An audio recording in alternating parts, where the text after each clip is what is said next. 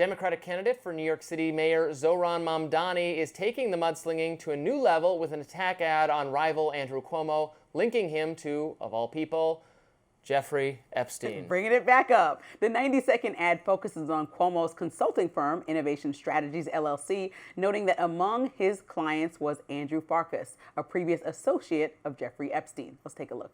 In June, the New York Times uncovered that Cuomo had worked with his longtime friend Andrew Farkas on a luxury marina project in Puerto Rico. Farkas' previous partner on luxury marinas in the Caribbean? Jeffrey Epstein. That's the thing about Andrew Cuomo. Once you think you found out about all of his scandals, you find out about another, and then another, and then probably another. But if my friend, the disgraced former governor of the state of New York, feels that's unfair, Habibi, release your client list. So far, Cuomo hasn't directly responded to the ad. This all comes just days after Cuomo slammed Mamdani for his rent-stabilized apartment in Astoria, Queens, despite his family's apparent wealth. Cuomo keeps doubling down on his line of attack, posting this to X. As you continue your Rentgate distraction tour, today I am calling on you, Zohran Mamdani, to release the lease. Cuomo continues, from your own comments about it, family support is nearly certain. Your parents guaranteed your obviously rent-stabilized lease. Why are you hiding it? The people of New York City have a right to know and a dream for affordable housing that helps the working class.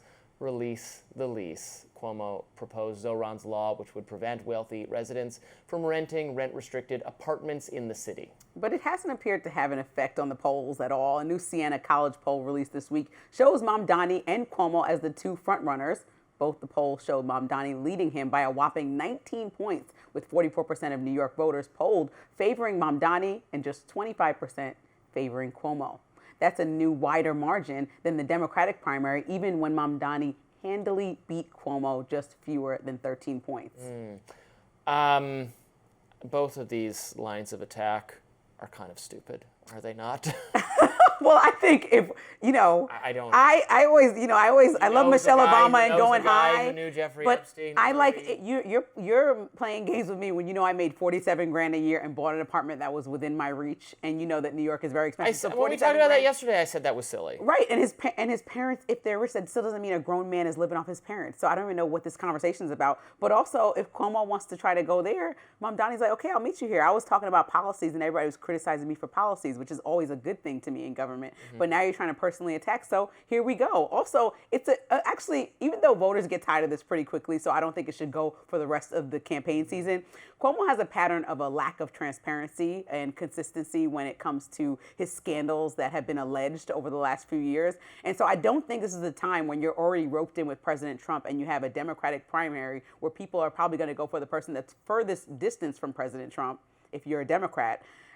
Is a time to also get wrapped up in the Epstein drama, because that's when just everybody across the board, even people who were moderate that got interested in the Epstein case slower than other people that were conservative, are still going to be like, wait, hold on, you're friends with Epstein's friend, and we're doing, like, people still hear see one headline, unfortunately, see one ad and believe it. So that's just how it goes sometimes, unfortunately.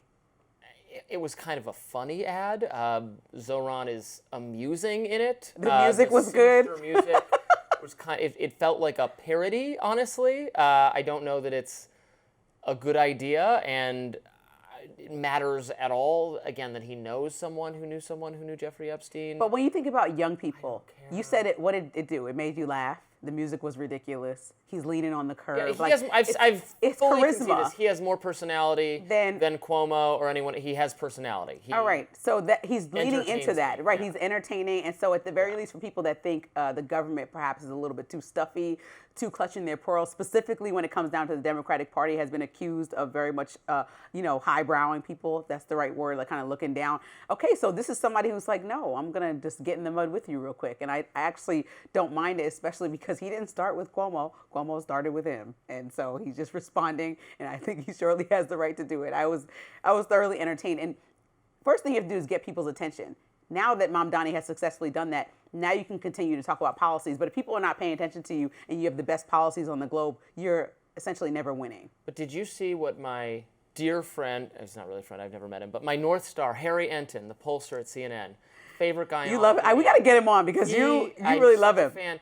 He had a segment on CNN the other day that Google search results for Epstein are down like 80-something%. Donald Trump's approval is down maybe 1%. You're dying on the sword It has over not this. mattered at all, and we are moving on. So Zohran is a little, can we he hasn't say- gotten the menu yet. How can we move on? The memo that we're moving on. And how can we move on when a bipartisan committee has now subpoenaed people, including some of the former presidents or President Bill Clinton of the country, to come speak in front of Congress, and you're telling me we moved on? We can't move on. As a national news cycle, we're going to continue to talk about this because now it's come to a point where both sides of the aisle have called for something, and President Trump's whole team, aside from him, has offered something that has never come to fruition. And so people are following through. And so you can't get mad at people for doing their job and trying to see what connections might have happened to lead to undercharging. Don't tell me what I can't get mad about. I can get mad about whatever I That want. is a ridiculous response. I can't even argue with that. Look, I don't think Cuomo is doing anything to change the direction of this race. Zohran Mamdani is extremely likely to be the next mayor of New York. Cuomo should not even see this through to the end. He should just drop out in disgrace, go back to being disgraced. He never stopped being disgraced. There needs to be, if they really want to defeat Mamdani, there needs to be consolidation because there's Cuomo and Adams and the Republican candidate, Curtis Sliwa. Yeah. And that's just, it's splitting the non-Mamdani vote 3 ways. Even if they all got out, it's not a guarantee he wouldn't still win, but as it stands, it's just his race to lose. None of this is changing the fundamental underlying dynamics, which is that Cuomo is a deservedly unpopular figure. He had to resign as governor of New York due to his COVID governance and sexual misconduct allegations. Not proven, but allegations. Mm-hmm. And so he should have never tried this again. And now he is, and this is the result. And it's embarrassing for him. But centrists who don't want New York to be run by a socialist, I don't want New York to be run by a socialist, needed to find a more appealing candidate or convince Cuomo not to bother with this. And because of his ego, he did. So now here we are.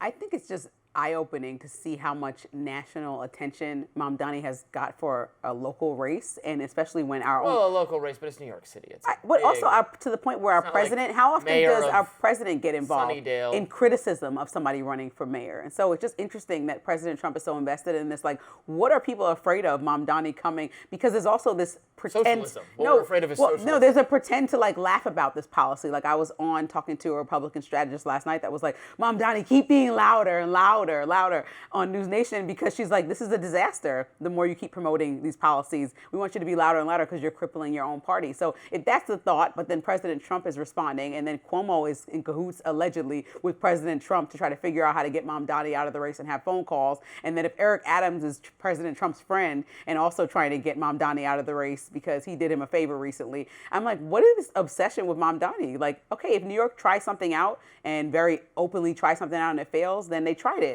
They've tried multiple mayors that haven't been ideal. You know, there's been a lot of dislike of New York mayors. So I don't think there's anything wrong with trying something new. And if people want Mamdani, the people are going to vote for Mamdani. And the more you kind of berate him from a national level, the more I think you're stoking the fire to make it happen and piquing people's interest. I would challenge you on the idea that Mamdani's socialist policies represent something new. In fact, they are actually something very familiar, something that has been tried over and over and over and over and again, and doesn't work. Well, I think people want some kind of answer. I think when we look at why President Trump was elected Abolishing into office, the police. I'm not talking about that policy. I'm talking about creating more affordable housing for mothers and access to care. These are things that people like me would look to and say, oh, that's interesting. Let me read more about that policy. And so on the one hand, you have somebody who's proposing policies that you might think are pie in the sky, but are piquing the interest of people who, like I said, are worried about the economy and their families. And on the other hand, you have people criticizing them for rent stabilization, right? So this is not a winning formula. I want to hear more policies from people in New York that barely can afford to live. Well, next year, the White House is set to celebrate America's 250th birthday with a cage match. We'll explain after the break. Stay right there.